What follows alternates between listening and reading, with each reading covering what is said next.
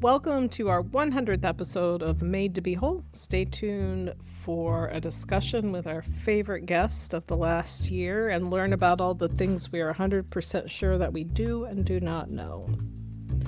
Made to Be Whole is intended for informational purposes only. It's not intended to replace the advice or care of a licensed healthcare professional. Participating in this podcast does not constitute a provider-patient relationship with Krista Michener, AHP Integrative Health, or any of the guests featured on Made to Be Whole.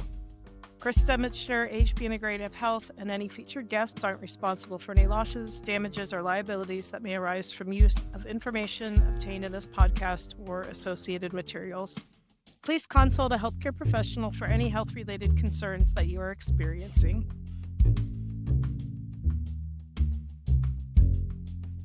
All right, welcome back to the podcast. My husband Eric is back for this very special 100th episode. Hi, Eric. Hello. How are you? I'm just great. So, what are you, as we look back on the 100th episode, I thought, you know me better than everyone. Hit us with a few things. You can pick where to start. Something you've either heard me say at least 100%, 100 times, something you're 100% we know, for sure, 100% sure we know, or 100% sure we don't know about all this chronic disease and chronic infection. 100%. Well, let's start with what I've heard 100 times. I probably heard you say 100 times that I was made to be whole. Not sure I believe that, but no, I'm kidding. That's a phrase I've heard more than once. In terms of other things that I'm 100% sure of, 100% sure that human beings know extremely little information about how the human body works. And I'm suspicious of anybody who tells me otherwise. The more I learn, the more I'm like, this is way more complicated. But what's been most surprising about, like, I guess, our journey as a family from 5 years ago, essentially, when we first got these diagnoses and delved into this world? What do you think yourself 5 years ago would be most surprised about by now? Probably most surprised that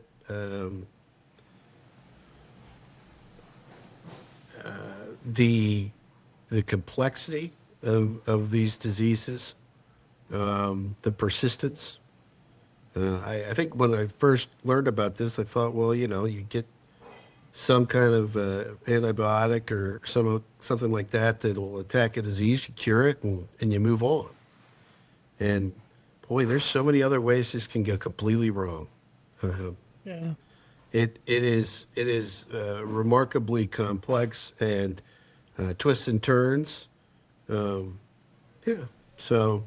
I think part of that is because it affects so many organ systems, and then realizing that our whole medical system is built on putting bodies in silos. It has to be a cardiology problem, and if cardiologists say it's not their problem, they send to the next person, and nobody's looking at how we're like an integrated whole.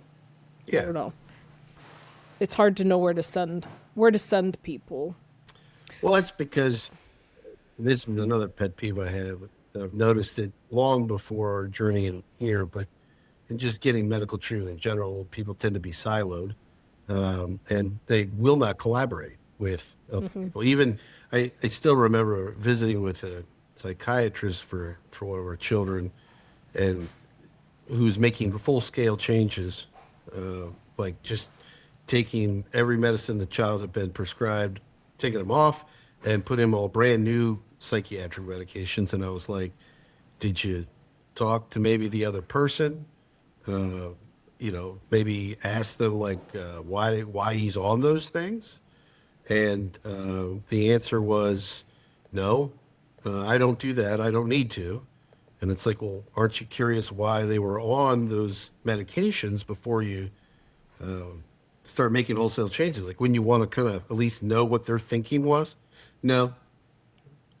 Well, and the ironic thing with that particular wench, that was it was awful because we had moved, so that's why we were changing. We didn't have access to our other provider.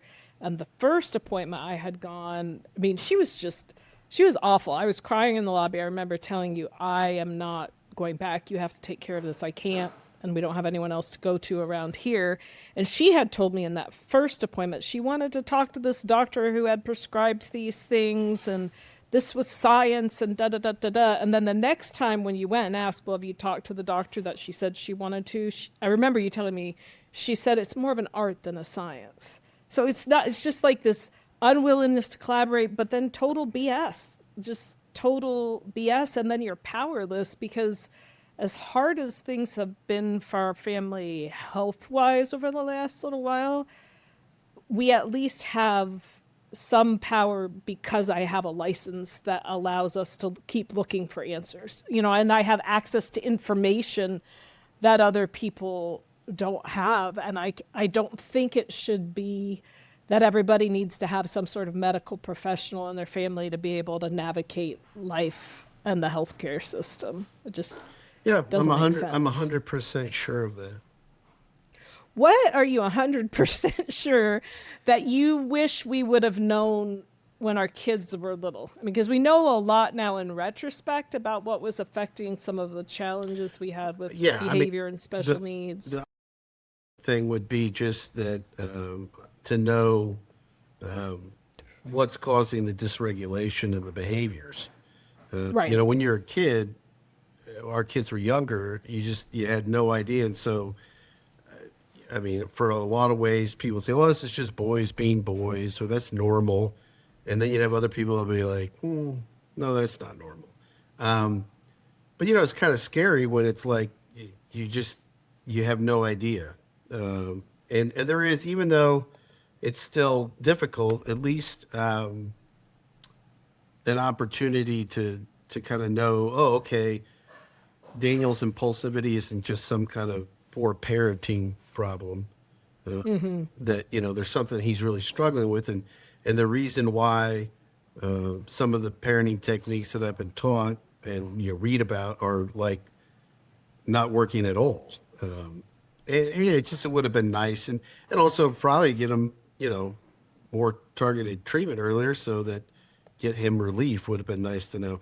I mean, frankly, knowing about the genetic part of it, and just that alone is kind of, you just kind of know what to expect. It helps you to set expectations, and also what might help.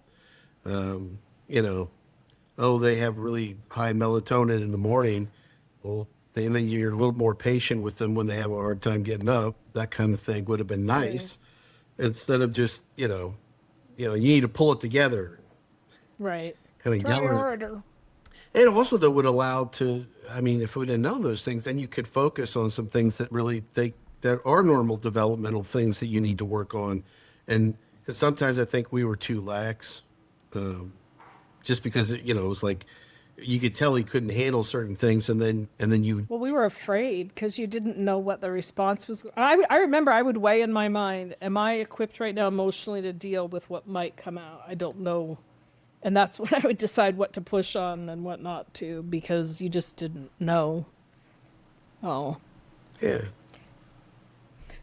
So what about, well, so we, for context, like for you and I, it's been a really rough several months with our own physical health, and with your permission, we talked on the show about your special adult onset autoimmune encephalitis. How do you think this experience, which has been really, really hellish, but how would it have been different if we didn't know about infection and autoimmunity and all the things that have given us reference? I don't know. I mean, yeah, it's a really good question. I think the problem would be that in that situation, it would just be the sense of despair would be kind of like, well, this is just my personality. This is, depression or some kind of mental illness that you then ascribe to moral weakness, or to, well, I need to be on more antipsychotics or take more prescription medication, and without any hope of it ever changing. It just be Right. kind of like, I'm going to take care of certain things to alleviate symptoms, and I've got no hope that it'll ever get better because I don't even know what's going on. Is what it would be. And to a certain degree, you know, that's I lived my life that way for many many years. So it's not like I couldn't have continued on, but it's kind of a miserable existence because there's not a lot of hope. It's just What's the, trying to get by, and I probably would have made career choices. I think I would have described it to like, well, it's the stress of my job. I need to change careers. I need to do something different. I got to change my circumstance because I'm having all this mental stress and anxiety.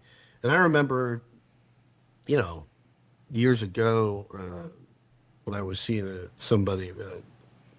At the time, I was working as a prosecutor, and I was doing pretty difficult cases because they were prosecuting people who abused children, and they were pretty graphic and pretty disturbing. And it's like, oh, well, the stress of your job must be, that's what's causing a lot of this. No wonder you're so anxious and have so many problems. And so I kind of thought, oh yeah, I guess that kind of makes sense. And looking back now, it's like, I mean, was it stressful? Sure, but not. There wasn't anything particularly stressful about that like ruined. Or there was something physiological that was off. so And how would you describe for someone, since you've been on both sides of this, like life pre-encephalitis, or at least this flare, like how is what you experience emotionally and the type of anxiety, how does it differ from what I think people usually think of when they think of anxiety? how does it differ? It's not. It's not.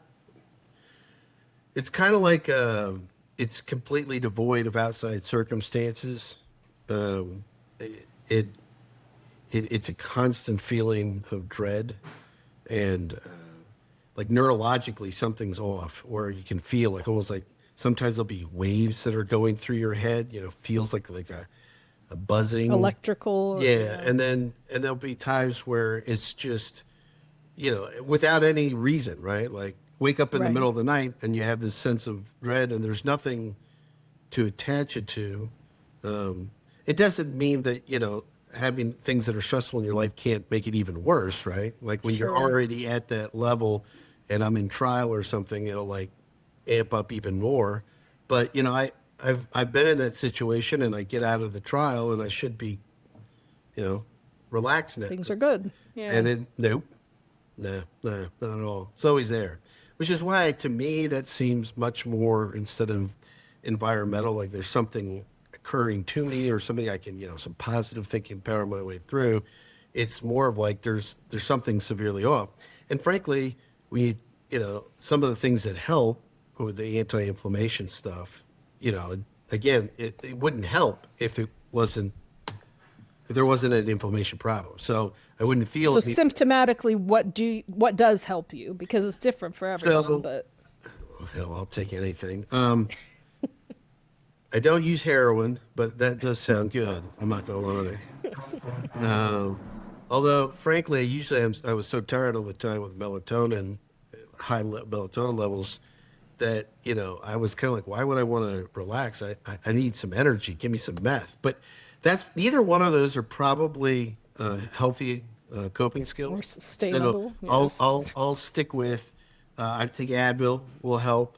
There's this Ultra Adapt type of thing. Ashwagandha based. Yeah. Yeah, that will help. This cream that I put on that has some, Magnesium and GABA. yeah, things like that will help. I don't know. I take And you're using them all, right? I mean, I- that's when it's yeah. bad. It's not just, oh, what one thing do I try no, today? and frankly, it's like if I miss it in the evening, if I'm not taking or there's AIM, which is like an anti-inflammatory Supplement. supplement. If I miss those things, and I can tell, and sometimes I get like the other night, I still haven't figured this out. I know you keep telling me put something in the glove box, but I have something for work after work I got to go to. I don't get back till I think it was 11 at night, and so I hadn't had anything, since I don't know, probably the last time it was in the morning. And I got home and it was really bad. And I didn't, again, it's one of those things where it's like, I know that it's irrational, but little things, anything, you're completely, it's like you can feel the flare happening. And it's Your just, ability to cope is. oh, it's so bad. And I took it all, but it still takes time to work. And so, yeah, well, you had to put up with me. So, I don't mind. What about one thing that I'm 100% sure of, I guess, is that we have to be flexible, but at the same time, kind of like rigid still in our priorities. So how have you had to be flexible as a parent and a patient? so I think one of the things is you have to be flexible with your expectations because what ends up happening is that you have a certain idea of how things are going to go. It's like, hey, I got this new idea, or there's something that can help, and it may help a little, and then you're thinking, okay, this is the answer, and then it either stops working, which I've had, certain things that are working, and then it stops working. This disease, or whatever they call it, autoimmune encephalitis, and anytime your immune system is attacking your brain, that's generally not a happy thing. And it seems to adapt. The little bastard it, it like seeks ways around what you're doing. You set up firewalls and it finds ways around it. So you kind of have to be willing to try different things and realize sometimes it'll work, sometimes it won't, and adjust your expectations. Like, Right. I thought, okay, I do this thing, now it'll be better. Or, Well, okay, I got my IVs in, and so I'm going to be able to do whatever that treatment. plasmapheresis. Yes. Yeah. And instead, I'm passed out and wet myself. So, things don't always work out the way you hope. And that's, Seems like frequently they yeah. don't. Well, and you have to keep readjusting. Like, okay, keep trying. Like, Right. so that's the flexibility. You keep trying, try different things. Don't give up just because something doesn't work or it doesn't work the way you were expecting or the timetable isn't the same.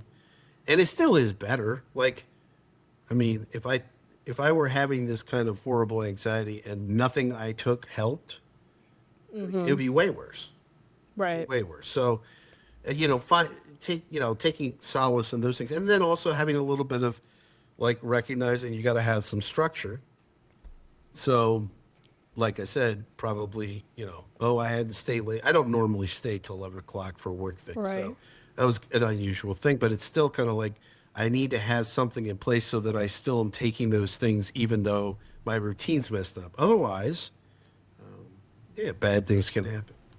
So. Well, and we were talking this morning about one thing we've been really, really good at over 30 years of being married is weekly dates. We've been really good about dates because it's what's kept us going. It matters. It's been really good for us, good for our marriage, but it's gotten harder because I do not have as many good hours I used to, and my nights are really, really bad. And so, like this weekend, instead of going out like we normally would on Friday night, I went to bed. You took the kids out, but then we went out for breakfast. Like, you can't give up on your relationships and your marriage and dates, but it might have to be date noon or date morning instead of date night. And I think same thing with our kids and their interactions. What are our expectations for them?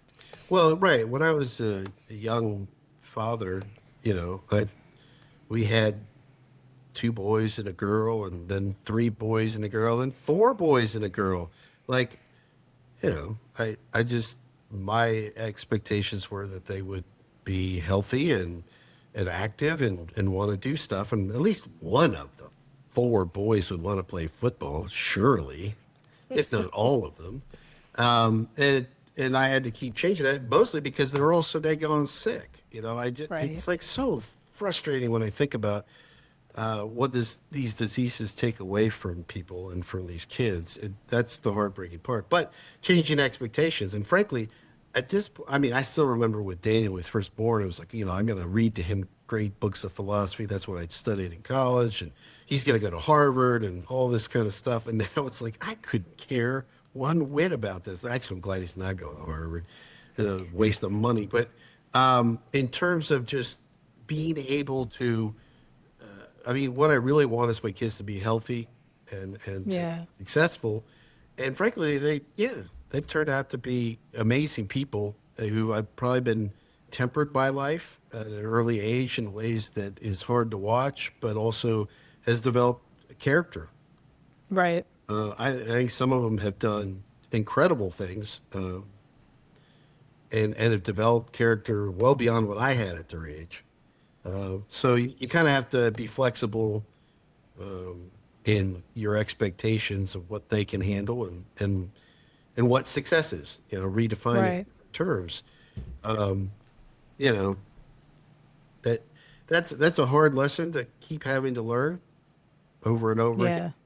But part of that is again, I this experience has taught me or helped me understand them a lot more. Until recently, one of our children who's things are going pretty well and making progress, but would have these rages where it's like, want to die and there's nothing good and there's no. But I'm sitting there like, why? Like that's not rational at all. Like your things are really going well. Like you're in a, and then I realized, oh, that I had one of those flares the other night where, I mean, I totally get it now.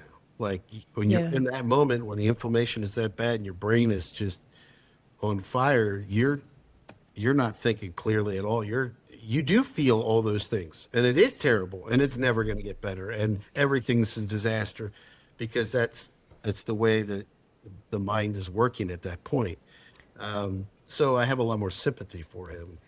So obviously, reasoning with him or with you in that state is not helpful. What is helpful?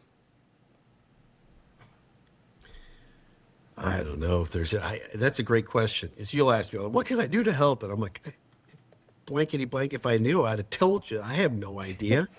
I give him space, not reacting, not sitting there like, now, you don't need to say that, or trying Right. to Or taking it personally, which taking it sometimes it's personally. hard not to. Sure. Yeah.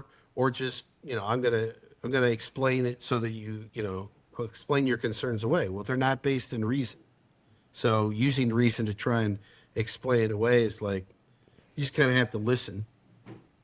So you had talked this morning about something I think would be good to share. You were talking about how like if you get in that state, you take stuff, but you're saying, "Hey, but this stuff takes a while to work." What do you think is helpful to do? So Tell us your strategy. yeah, sometimes usually it's escapism. So like watch a TV show or something you like, listen to a podcast, just something that takes your mind off the pain you're in. Sometimes that works.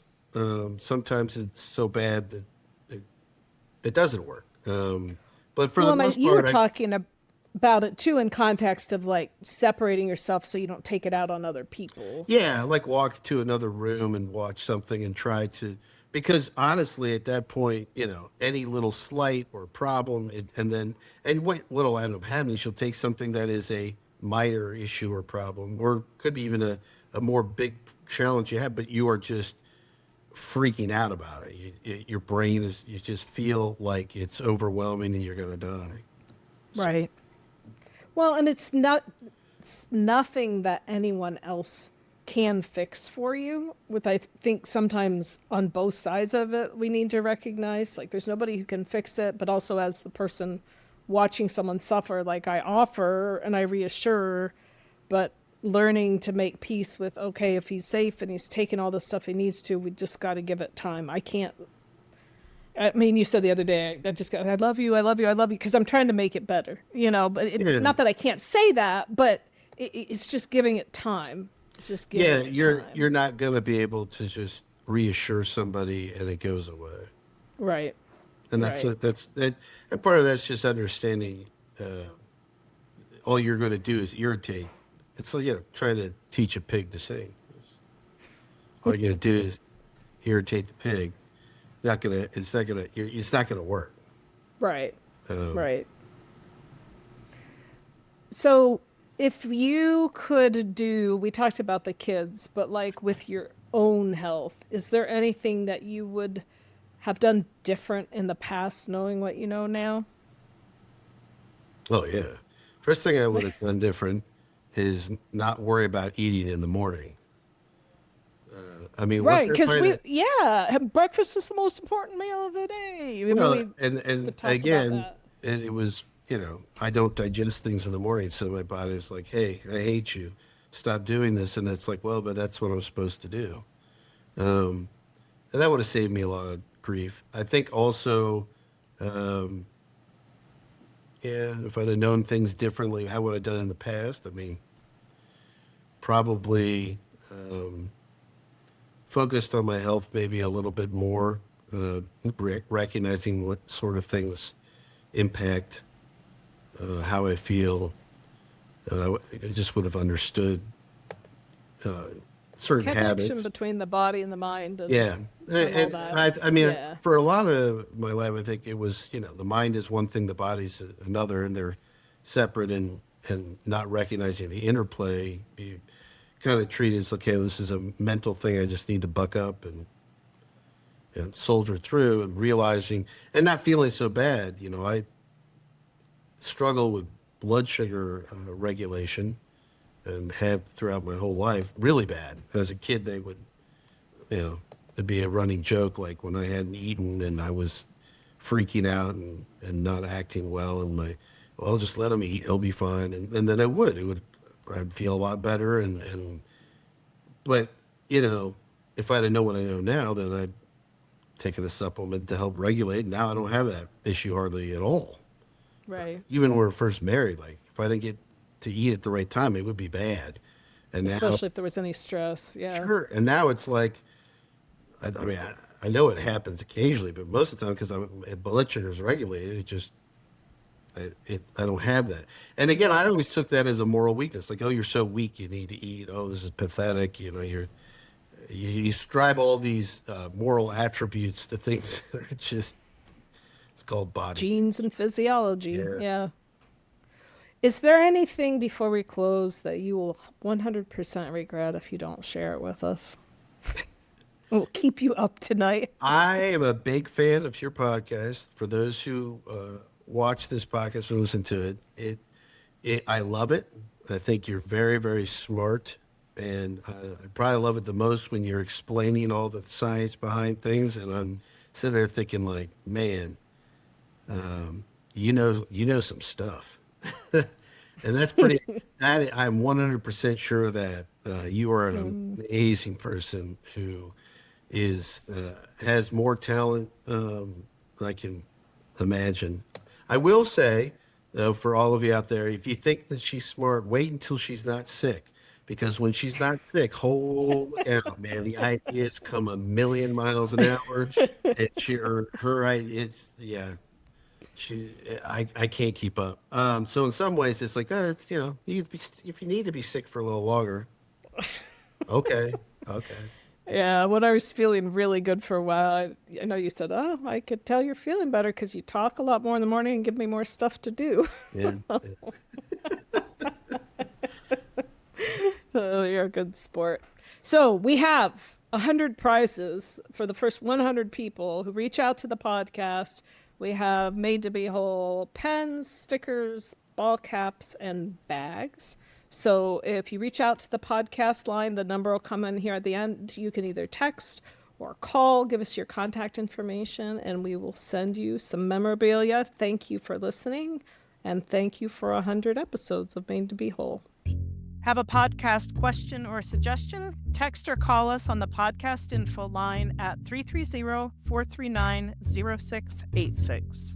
Thank you for spending time with me today. If you like what you hear, please subscribe to be notified when new episodes release. And remember, you were made to be whole.